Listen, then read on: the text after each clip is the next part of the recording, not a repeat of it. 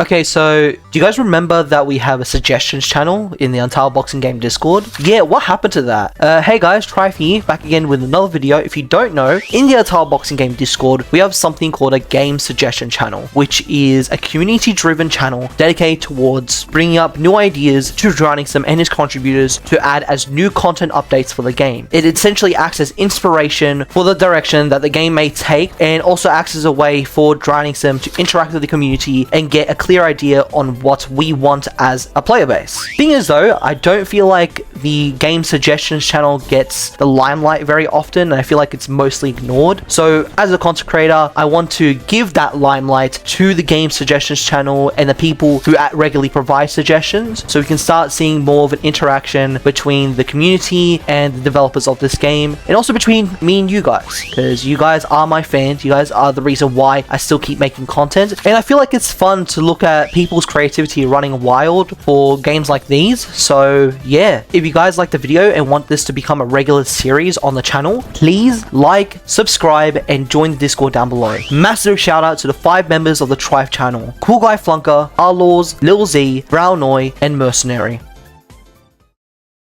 This video is brought to you by Gear Up Booster. They're the reason why I have such good ping, and of course, they're the reason why I'm so good at this game. I can't thank Gear Up Booster enough. They've done a lot for this channel and for this community, as well as for my content. So please install Gear Up Booster, use their internet carriers to carry yourself to victory and become one of the best at this game. Alright, so to start off with, I know I'm cheating here, since this suggestion is basically confirmed. There's no actual suggestion here, it's just a forum for submitting glove design. However, this concept is really cool, so I want to give it a bit of attention and actually allow you guys to provide your input on which styles should get what design. What I'm referring to is the Mastered Glove suggestion, which refers to the concept of rewarding gloves for specific milestones achieved with particular styles. For example, if I get like a 50 win streak with Kimra, I'll get this pair of W Corp Gauntlet gloves, which I think is a reference to something, but I don't know what. Or for example, I can get 1000 knockdowns with Wolf and get a special pair of gloves that way. Or even more, I could get like 200 wins with this particular style in a row in the same day, and I can get like glowing, blazing, billion-dollar gloves. I'm bullshitting here, but you get the idea. It's really cool. There's a lot you can do with it, and actually allows a lot of avenues for obtaining cosmetics by actually playing the game instead of just gambling. You know, let's go gambling. I've always been against gambling in video games in general. I've always been against gacha games and the trading side of UBG, and I still am to this day. So I am really supporting the suggestion, how it'll change how people actually engage with cosmetics and attain cosmetics in the first place, because I honestly think trading should be dead. But however, you know, that's just unrealistic, since Drowningsim still needs to make money. At least he's not nearly as bad as the likes of Souls RNG developers or anyone who engages with pets or like pet simulators. I know what you call that. Regardless, this is a pretty cool suggestion. I highly recommend you guys upvote it and provide your ideas for what should be added for particular styles when it comes to mastered glove designs for styles like Wolf, Hitman, Slugger, any of your favorite styles that you like to use on a regular basis. Now, next up, for the suggestion we'll be covering next, is the first style suggestion of the series, that being an evolution of, sorry, did I read that right? An evolution of the Ippo style, of a rework style, a style that got buffed like 5 times over, a style that we got reworked not even like 2-3 months ago.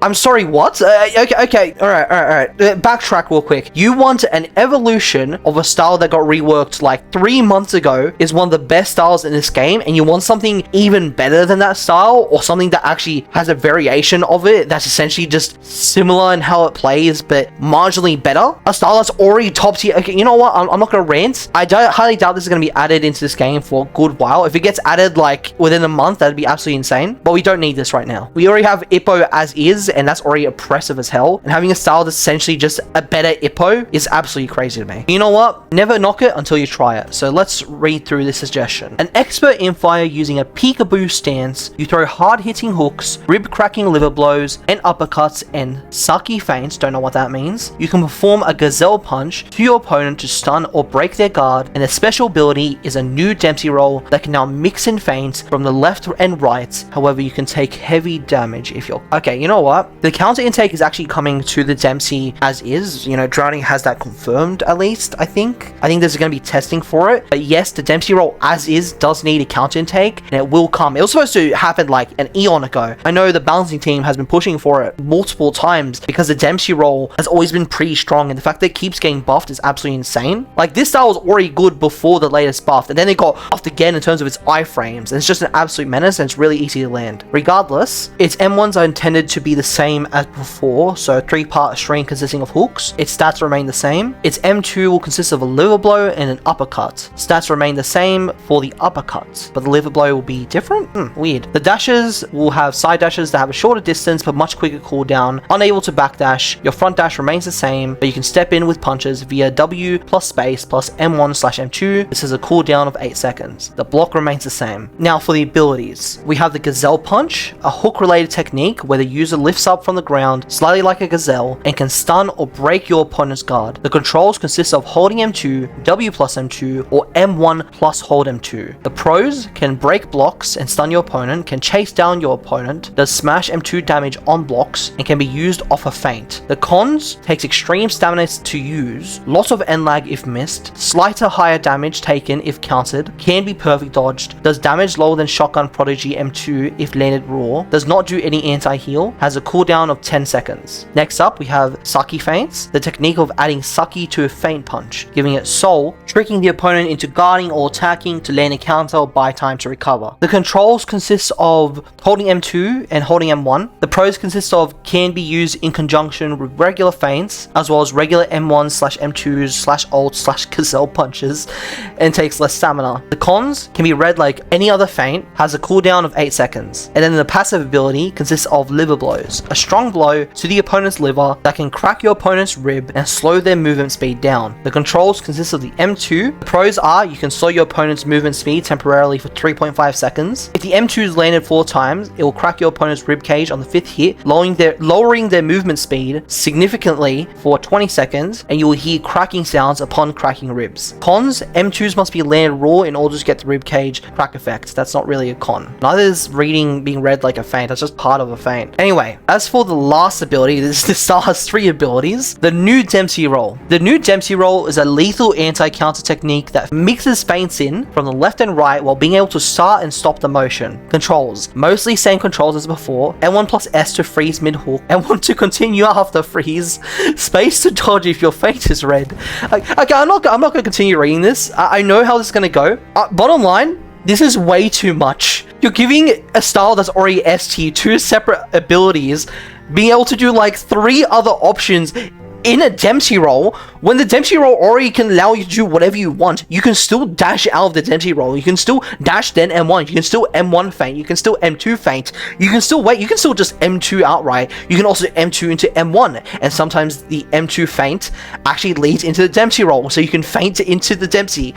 The point is, this is extremely overpowered and it's never going to get added. There's some cool concepts here. For example, I like the Gazelle Punch. I like how it's essentially a gap closer that's just really fast. It's really complicated though, and I don't really know how it's going to be integrated into the game as is. It does seem like it's intended to be a backdash chaser, so for people who backdash feints, it's supposed to be able to take down people who like to buffer their block after feints, which is a pretty good ability to have. I think it's quite strong. It might need to be nerfed a bit more along with the cons it already has. However, the cons as is might be enough. Like for example, it takes extra stamina to use, so you don't get a lot of reward for even landing it sometimes. Lots of end lag if missed, so you get punished hard. So it might get red just suddenly, and you'll get punished with an M2 regardless of whether or not you get a PD or you get PD'd or you don't get PD'd. When it comes to Saki feints, I don't really get how they'd work either. For all intents and purposes, it seems a bit redundant since reading the feint requires just listening to the audio cues, so using your visual cues isn't that important. However, I do use the visual cues quite a lot, so it might mess me up and some other people up, but I'm not exactly certain to what extent. I feel like overall it wouldn't really affect me that much. I think for worse players, it might be a bit of a hassle if they can't rely on the audio cues as well, or can't react to the audio cues of the feint. If the feint audio cue doesn't exist when Saki is activated, this is extremely strong and pretty much just way too broken and shouldn't be part of the game. It does have a cooldown of 8 seconds, but it's essentially just a free punch unless your opponent makes a massive read with nothing to go off of and having just the timing completely mastered. As for the new Dempsey role, that's just not happening. You already do way too much off the Dempsey as is,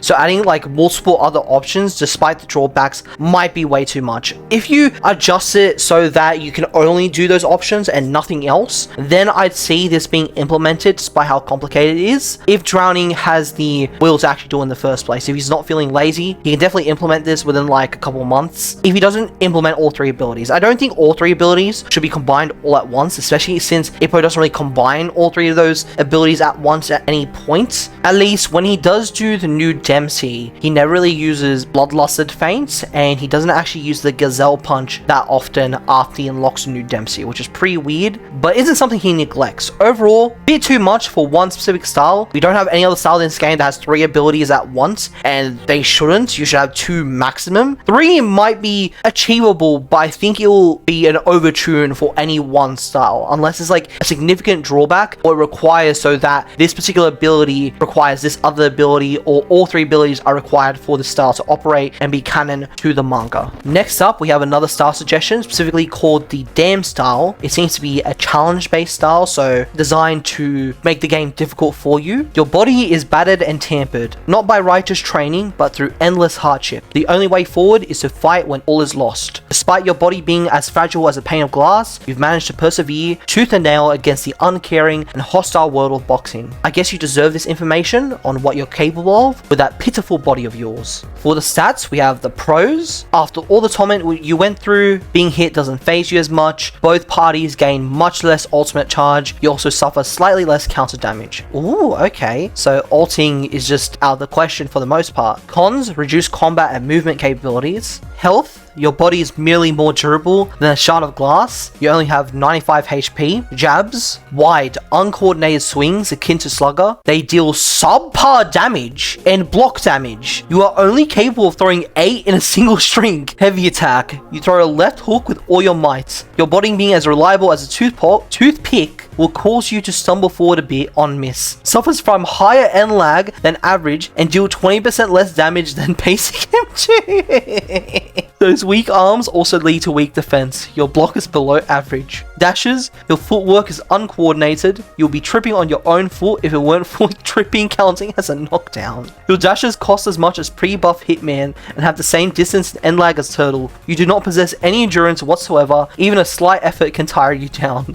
Your movement speed is reduced, moving 10% slower than average. With your lack of training, you can't take as much of an advantage over others' weak points. Your counter damage is below average. What does that mean?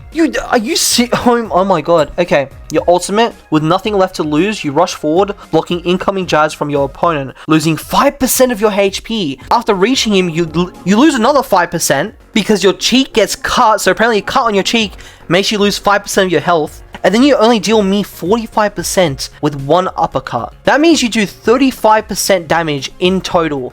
Okay. And finally, we have the obtainment for Damned would be linked towards being knocked down by 50 counter punches and would be locked behind X knockdowns. And it's supposed to be for those wishing to challenge themselves with nothing to lose and everything to gain, it being fame, skill, or to fuel your ego when you somehow manage to win with it. That is absolutely insane. Wow. You know what? Someone put it best under the comments for this thread. This is not deep woken, dude. This is not deep woken, but you know what? I welcome this challenge. I feel like I try to main it and just lose my mind trying to use this style, but it would be a good challenge and actually provide a new way to play this game for people who are more hardcore about getting good in this game in the first place. And yeah, that's all the suggestions I have for you guys. I know this is a bit longer than one would expect for a suggestions video, but you know, I'm just starting this out, so I'm not really that good at being concise when reading over these suggestions. Feel free to give me criticism in the comments down below. If you want to provide me your suggestions, feel free to join my Discord down below and send me your suggestions through channel links, or just ping me in the UBG Discord, the actual Discord for the game,